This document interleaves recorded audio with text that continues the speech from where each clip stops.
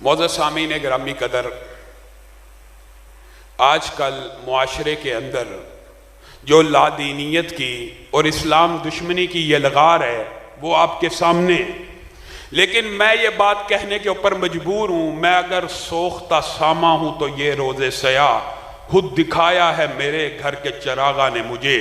کبھی فواد چودھری صاحب نے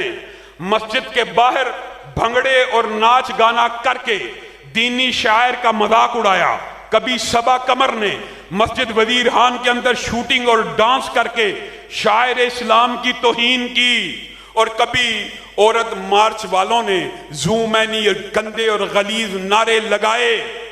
میں 9 سال کی تھی، وہ 50 برس کا تھا، آج بھی اس کا نام مسجدوں میں گونجتا ہے۔ کسی بدبخت کو، بے حمیت کو، بے ضمیر کو، بے غیرت کو یہ جرأت نہیں ہوئی کہ اس عورت مارچ کے خلاف مقدمے درج کرے، لیکن یہ تو کام کر رہے ہیں دین دشمن، یہ تو وہ لابیاں جو سیکولر ہیں، یہ تو وہ لابیاں جو بے دین ہیں۔ میں اپنے بریلوی بھائیوں سے بھی ایک بات کہنا چاہتا ہوں، اور یہ شعر انہی کی وجہ سے پڑھا ہے، میں اگر سوختہ ساما ہوں تو یہ روز سیاہ خود دکھایا ہے میرے گھر کے چراغاں نے مجھے۔ اگر مسجد وزیر خان کے اندر اور باہر ناچ اور گانا اور بھنگڑے ڈالنا لادینیت اور سیکولر لوگوں کی حامی ہے اور شاعر اسلام کی توہین ہے، تو میرے بھائیوں، عید میلاد النبی کے نام کے اوپر ڈانس، رقص، بھنگڑے اور ڈول کی تھاپ کے اوپر غیر محرم عورتوں اور حوروں کی سجاوٹ کر کے ان کو نچانا، ان کو بٹھانا، ان کو لوگوں کی زینت بنانا، یہ بھی اسلام اور دین دشمنی ہے۔ آپ کے ان حرکتوں کی وجہ سے کل ایک سوشل میڈیا کے اوپر ویڈیو وائرل ہوئی ہے، افسوسناک ہے، دکھ کا مقام ہے۔ ہم اسلامی ریاست میں رہتے ہیں، ہم مسلمان ملک میں رہتے ہیں، ایک بدبخت نے ڈھول کی تھاپ پر، موسیقی کی تان کے اوپر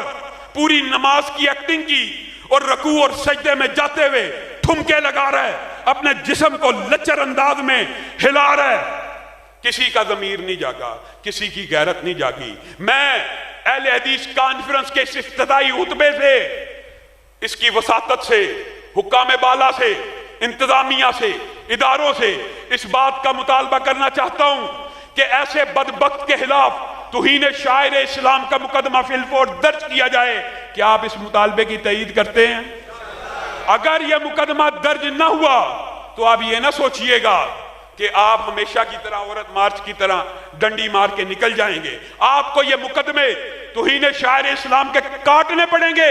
ورنہ اہل توحید کا ایک ایک بچہ، اہل حدیث کا ایک ایک فرزند چوکوں میں، چراہوں میں، چرستوں میں، سڑکوں کے اوپر اپنے احتجاج کو ریکارڈ کرائے گا۔ آپ سب شریک ہوں گے؟ اور ایک بات کہنا چاہتا ہوں، الحمدللہ 112ویں کانفرنس کا افتتاح ہوا انشاءاللہ۔ آپ نے صرف جمعے کے اندر جس ذوق و شوق سے یہاں پہ آئے ہیں، آپ نے دیگر خطباء کی تقاریر بھی اسی شوق، اسی جذبے کے ساتھ سننی ہے انشاءاللہ۔ برادر اکبر علامہ ابتسام الہی ظہیر صاحب بھی اتوار کے دن، اسی طرح برادر اکبر معتصم، اسی طرح برادر اصغر فرقان الہی، اسی طرح قیم الہی، اس طرح جماعت کے